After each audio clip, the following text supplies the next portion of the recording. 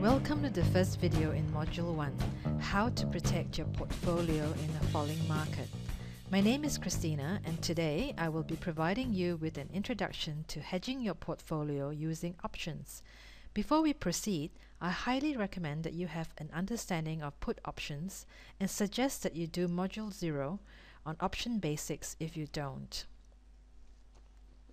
Inside this video, we will be talking about three main points. 1.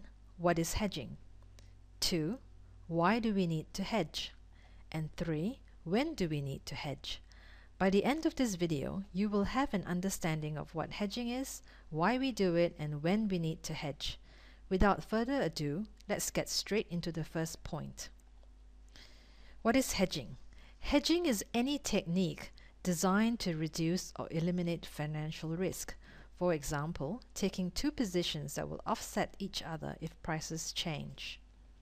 The best way to understand hedging is to think of it as insurance. When people decide to hedge, they're insuring themselves against an adverse event.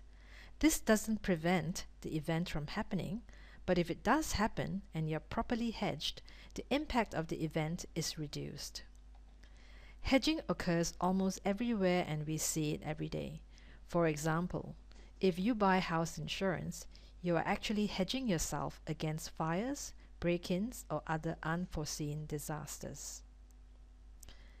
In financial markets, however, hedging becomes more complicated than simply paying an insurance company a fee every year. Hedging against investment risk means strategically using instruments in the market to offset the risk of any adverse price movements. The hedging method that we like to use for protecting stock portfolios is by using put options. Owning put options ensure that we can sell our stock at a predetermined price no matter what happens. We will show you how to use put options to hedge in the next two videos in this module. Why do we need to hedge? The main reason for hedging is to reduce risk. Some of the major risks for stock investments are 1. Market risk, that is, risk that could cause the whole stock market to fall, such as the global credit crunch last year. 2. Sector risk, that is, risk that could cause all the stocks in a particular sector to fall, such as an increase in oil prices could cause all transportation stocks to fall. And 3. Company-specific risk, that is, risk that is specific to a particular stock, such as poor earnings or profit forecasts. Professional portfolio managers use hedging techniques to reduce their exposure to these various risks. However, most stock portfolios of retail investors are unhedged. You profit when your stocks go up, but lose money when the stocks go down. Hedging is generally not needed in a bull market. The prices of stocks tend to go up, pause or pull back a little, and then continue up again. However, after 2008, all stock investors are aware that stock prices don't always go up, so it may be a good idea to hedge to reduce losses when stock prices fall. So when do we need to hedge? We should hedge whenever we sense imminent risk events. It is not always possible to identify risk events like natural disasters or terrorist attacks. However, there are risk events that are predictable, such as the loss of capital in new stock positions. Your biggest risk occurs when you open a new stock position.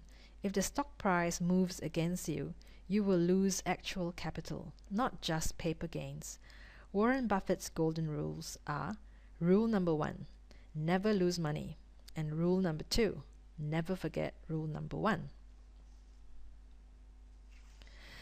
Earnings announcements. If you own a volatile stock that tends to have big price moves based on earnings, it would be a good idea to buy a put option before each earnings event. Bearish chart patterns. If you own a stock and prices have broken a long-term uptrend line, you may want to buy a put option to lock in your unrealized gains or limit your loss in case the stock continues to fall. You may also want to hedge your entire stock portfolio when you observe bearish chart patterns on major stock indexes such as the ASX 200 index. In closing, all investments have risk, and your ability to manage the risk will help you be a better investor. Every hedge has a cost, so before you decide to use hedging, you must ask yourself if the benefits received from it justify the expense.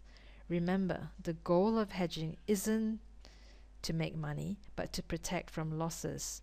The cost of the hedge cannot be avoided. This is the price you have to pay to avoid uncertainty. And this brings us to the end of this video. I hope you found it useful, and now you have an understanding of hedging and how you can reduce loss on your stock portfolio when prices fall. I recommend that you watch all the videos in this module first, just to make sure you have an overview of everything before you apply it to your portfolio. Take your time and watch any of the videos as many times as you need to ensure that you understand the concepts we have been looking at.